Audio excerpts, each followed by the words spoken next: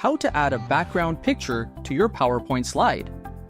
First, open PowerPoint and locate the file you want to work on, and select the slide where you want to add the background image. Now, go to the Design tab at the top of the screen and click on Format Background. If you can't find it, you can also simply right-click the margin of the slide and select Format Background.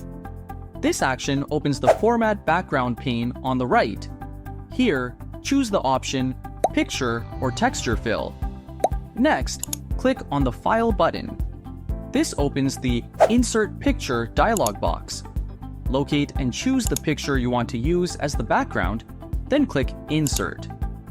You might want to make adjustments to the background picture for it to complement with the text and its position. You can use the transparency slider to possibly lighten the image.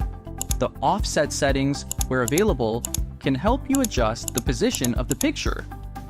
You can utilize the Tile Picture as Texture option if you want to repeat the picture across the slide.